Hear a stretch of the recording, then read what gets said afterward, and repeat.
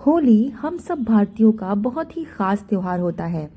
इस बार होली को लेकर लोगों में संशय की स्थिति बनी हुई है।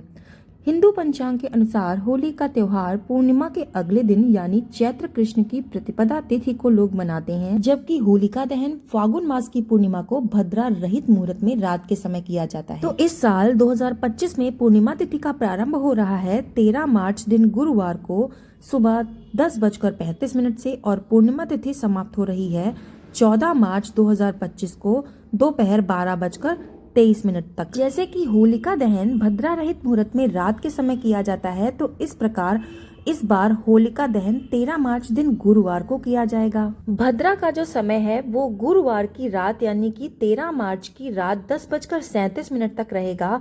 तो वहीं होलिका दहन का जो शुभ मुहूर्त है वो 13 मार्च को रात को 11:26 से लेकर 14 मार्च को सुबह 12:29 तक रहेगा। इसके अलावा चैत्र की कृष्ण पक्ष की प्रतिपदा तिथि आरंभ हो रही है 14 मार्च 2025 को शुक्रवार को 12:23 जो कि दोपहर का समय रहेगा, और ये समाप्त होगी 15 मार्च 2025 दिन शनिवार को दोपहर 2:33। वैसे तो होलिका दहन के अगले दिन रंग वाली होली खेली जाती है, लेकिन कहीं कहीं पे रंग वाली होली उदया तिथि के अनुसार होती है। तो इस बार अगर उदया तिथि के अनुसार जहां जहां होली का पर्व मनाया जाता है वहां पर 14 मार्च की जगह 15 मार्च को रंग वाली होली मनाई जाएगी, क्योंकि उदया तिथि के अनुसार चैत्र के कृष्ण पक्ष की प्रतिपदा तिथि 15 मार्च को हो रही है। तो इस प्रकार से जो उदया तिथि के अनुसार होली करते हैं वो 15 मार्च को रंग वाली होली खेलेंगे। इसके अलावा देश के कई हिस्से ऐसे हैं जहां पर 14 मार्च को भी होली खेली जाएगी। इसके अलावा अगर आप वृंदावन के अनुसार होली का पर्व मनाते हैं तो इस बार वृंदावन में 13 मार्च को होलिका दहन होगा और 14 मार्च को रंग वाली होली खेली जाएगी। इसके अलावा होली के 8 दिन पहले से होलाष्टक भी प्रारंभ हो जाते हैं और होलाष्टक में कोई भी शुभ कार्य, मांगलिक कार्य आदि नहीं किया जाता है।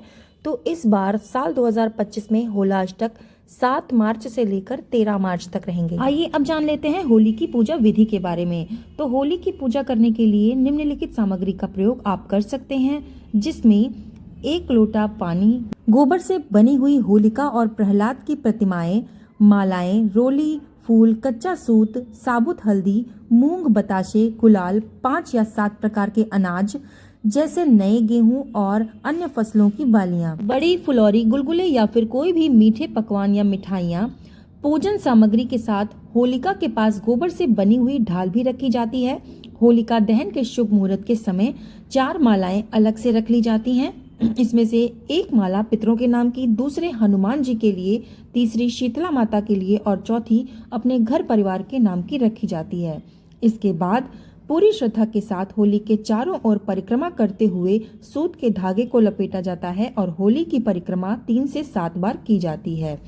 इसके बाद शुद्ध जल सहित अन्य पूजन सामग्री को एक एक करके होलिका को अर्पित किया जाता है और फिर अग्नि प्रज्वलित करने से पहले जल से अर्घ्य दिया जाता है।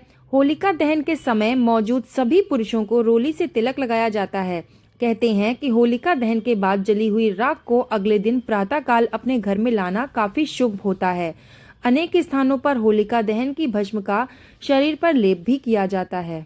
होलिका की पूजा के लिए सबसे पहले पूर्व या उत्तर की दिशा में मुख करके बैठ जाएं। इसके पास अपने आसपास पानी की कुछ बूंदें छिड़कें। गोबर से होलिका और प्रहलाद की प्रतिमाएं बनाएं। थाली में रोली, कच्चा सूत, चावल, फूल, साबुत हल्दी, बताशे, फल और एक कलश में पानी रखें। नरसिंह भगवान का स्मरण करते हुए प्रतिमाओं पर रोली, मौली, चावल, बताशे और फूल अर्पित करें। अब सारा सामान लेकर होलिका दहन के स्थान पर जाएं। अग्नि जलाने से पहले अपने माता पिता का नाम और गोत्र का नाम लेते हुए अक्षत यानी कि चावल उठाएं और भगवान श्री गणेश जी का स्मरण करते हुए होलिका पर अर्पित करें। इसके बाद प्रहलाद का नाम लें और फूल चढ़ाएं।